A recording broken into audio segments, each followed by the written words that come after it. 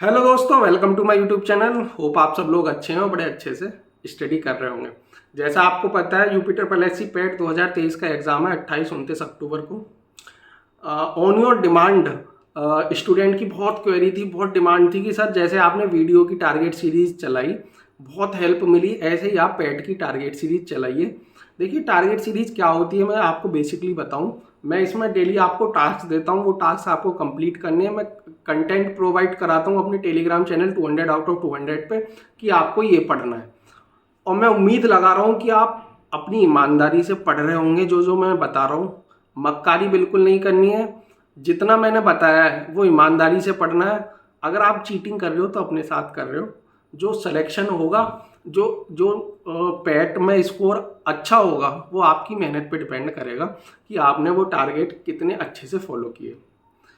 40 दिन की ये टोटल सीरीज होने वाली है। एक दो चीज़ मैं आपको पहले भी बता चुका हूँ, पहली वाली वीडियो में बोलूँगा, इस वाली वीडियो में ही बोलूँगा कि यार अगर यूपी ट्रिपल एस सी से जॉब लेनी है तो आपको पैट में अच्छा स्कोर करना पड़ेगा। जैसा वो आयोग चाहता है कि इस तरह से परीक्षा कराई जाए, वैसे ही आपको परीक्षा देनी है। पहले पैट देना है, फिर आपको मेंस में अपीयर होना है। कोशिश ये करना कि 75 से 80 के बीच नंबर लग जाएं। अगर आपने मेहनत अच्छे से करी और जो टास्क है वो सारे कंप्लीट करे तो 80 से पार भी आपका स्कोर जा सकता है। पहले दिन का टास्क कंप्लीट हो चुका है। बस मेरी ये रिक्वेस्ट है कि आप जब भी टास्क कंप्लीट करें उसमें लिख दिया करें कमेंट सेक्शन में कि भैया टास्क आज का कंप्लीट हो गया है, मैं अगले टास्क के लिए रेडी हूँ। एक यूट्यूबर के लिए यार देखो, जो सब्सक्राइबर हैं, जो व्यूअर हैं, वो सबसे बड़ा सपोर्ट है। आप जितना सपोर्ट करोगे मेरे को उतना मोटिवेशन मिलेगा कि मैं और अच्छे अच्छे मेहनत करूं, आपके लिए कंटेंट प्रोवाइड कराऊं और भी सीरीज चलाऊं अच्छे से। आपके लिए जो कंटेंट है, सीरीज है, वो अच्छे से तैयार करूं। ठीक, एक दिन का टास्क हो गया। आज इस वीडियो में बात करूंगा दूसरे दिन आपको क्या पढ़ना है। मैंने हिस्ट्री चला रखी है। पहले दिन की हिस्ट्री हो गई है सिंधु घाटी सभ्यता। उसके बाद आपको पढ़नी है वैदिक सभ्यता। वैदिक सभ्यता के बाद आपको पढ़ना है जैन धर्म और बौद्ध धर्म। तीन चीज आपको पढ़नी है, वैदिक सभ्यता, जैन धर्म और बौद्ध धर्म। सीधे सीधे क्वेश्चन इसमें से आपको बनते हैं।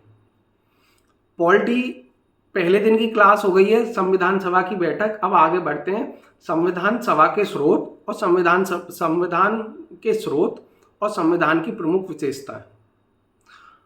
आपको सारी अनुसूची, 12 की 12 अनुसूची आपको ऑन द फिंगर याद होनी चाहिए किस अनुसूची में क्या है। ठीक, कौन सा संशोधन हुआ, कौन सा पहली अनुसूची का जो 10वीं 11वीं अनुसूची का संशोधन है, 12वीं सूची का जो संशोधन है वो कब हुआ।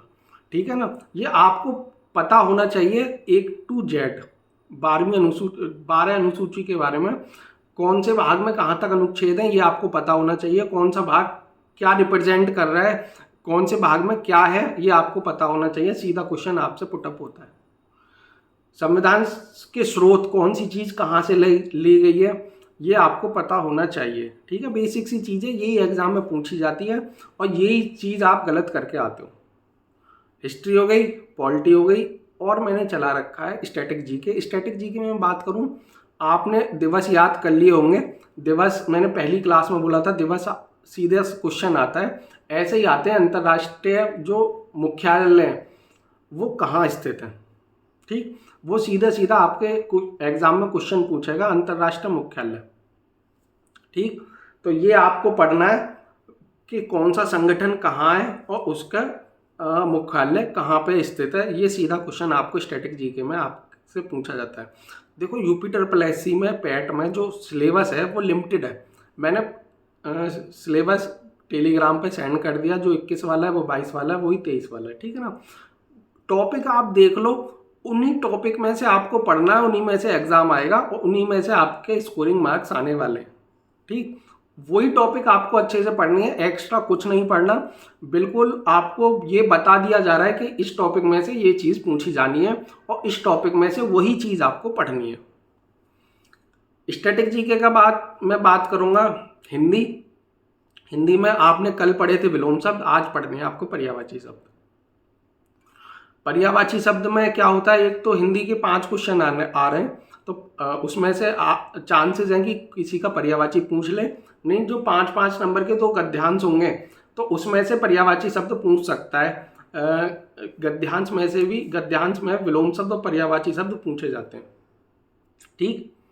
और कल आपने हिंदी का लगाया था गद्यांश, उसके क्वेश्चन आंसर किए थे। आज आपको करना है इंग्लिश का पैसेज। इंग्लिश 5 नंबर की आएगी, वही आपको अच्छे से पढ़नी है। मैंने वैसे तो वॉल्यूम 2 नीतू सिंह की सेंड करी हुई है, उसमें पैसेज का एक टॉपिक है, उसमें से जाके आप लगा सकते हैं। या फिर भी आप चाहते हो कि मैं और पैसेज का PDF सेंड करूं, उसमें से आप प्रैक्टिस करना चाहते हैं तो मैं PDF सेंड कर दूंगा, उसमें से आप प्रैक्टिस कर लेना। इंग्लिश भी 5 नंबर की है और 5 नंबर का आपका पैसेज आएगा। आपको रीडिंग आनी चाहिए कि रीडिंग जैसे आपने 10th में इंग्लिश में किया होगा, उसमें पैसेज आता था और 5-6 क्वेश्चन आते थे। पहले पैसेज पढ़ना होता है, उसके बाद क्वेश्चन उसमें से लगाने होते हैं। बहुत सी ये बोला जा रहा है कि यूपी SSC में जो मैथ आता है, एक तो 20 नंबर की DI आएगी, 5 नंबर का आएगा आपका अंक गणित, 25 नंबर का टोटल आएगा, कि हमारी मैथ थोड़ी वीक है। यार देखो, DI तो सिंपल सी बात है, ये रीजनिंग का भी पार्ट है। मैं बोलना चाहूँगा कि ये रीजनिंग का भी पार्ट है। यूपी SSC DI पूछती है, अगर यहाँ मैथ्स में पूछ लिया है, लेकिन रीजनिंग में ये हर एग्जाम में पूछा जाता है DI का पोर्शन।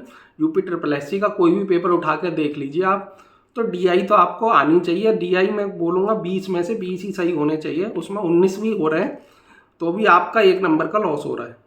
ठीक, अच्छे से पढ़ते रहें, मेहनत करते रहें। जितना मेहनत करेंगे उतने ही आपके नंबर इंक्रीज होने वाले। ये कोई रॉकेट साइंस नहीं है जो मैं बता रहा हूँ। आप पढ़ोगे तो नंबर इंक्रीज होंगे, और आप नहीं पढ़ के जाओगे तो आपके नंबर उतने ही रह जाने 50-60। जो मुझे लगता है 50-60 का स्कोर कहीं भी मतलब डिज़र्व नहीं करता। कहीं भी आप मेंस में बैठने लायक भी नहीं रहोगे यदि 50-60 का स्कोर आप 50-55 नंबर ला रहे हो। अच्छे से पढ़ें, 70-75 का टारगेट, 75 से 80, और अगर अच्छी सी मेहनत कर ली तो आपका स्कोर 80 से ज़्यादा जा सकता है। सारा कंटेंट मैंने टेलीग्राम चैनल पे डाल दिया है, वहाँ जाके देख लेना और पढ़ना स्टार्ट कर देना। आज की वीडियो में इतना ही। Tata, bye bye.